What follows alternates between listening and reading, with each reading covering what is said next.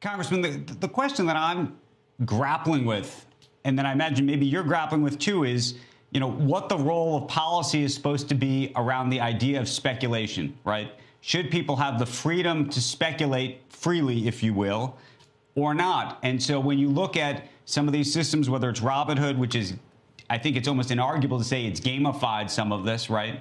And then you look at some of the new products that are coming on the market, SPACs and the like, and some of the disclosure issues around those things, so that it's unclear whether investors, dare I say, fully understand what's happening and understand the risks involved, what the role of government is supposed to be in those instances.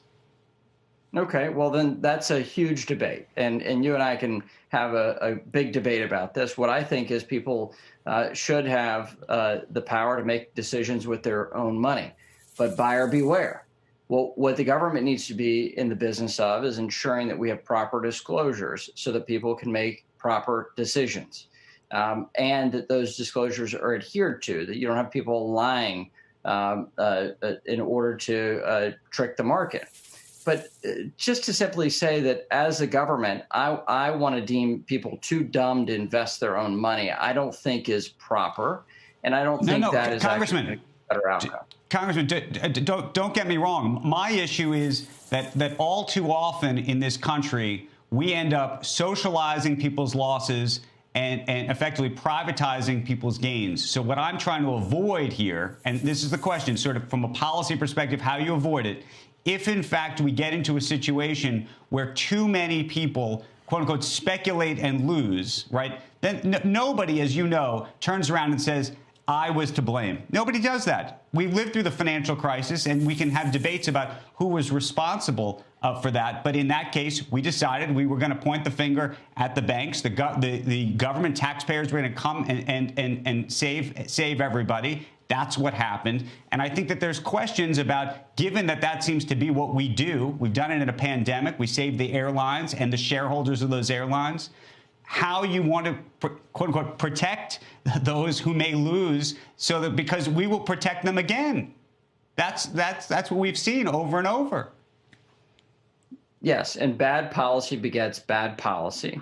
And when we have a new normal where you have bailouts as a standard, which I voted against the bailouts back in 2008, I thought it was a wrong approach. I supported the airlines back in March, but I think the additional funds that we've given them when folks are starting to fly again is ridiculous. So I think there's a certain end to government policy.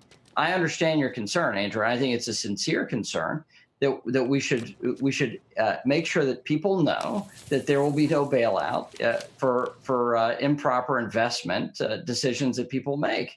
What we need, though, is a greater resilience in the market, greater deal of access to different financial products so that people can play in a real financial market, not the narrow swath that we're currently permitting retail investors to play in.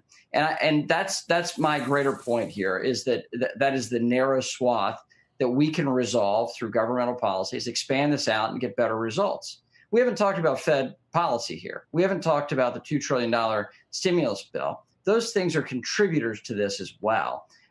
They're contributors to folks who are, instead of going out and spending money on entertainment, are spending money on investing as entertainment, or maybe investing for the long term. Hard to tell at this point. But those things are contributors as well to what's happening in the markets, for sure. Shepard Smith here. Thanks for watching CNBC on YouTube.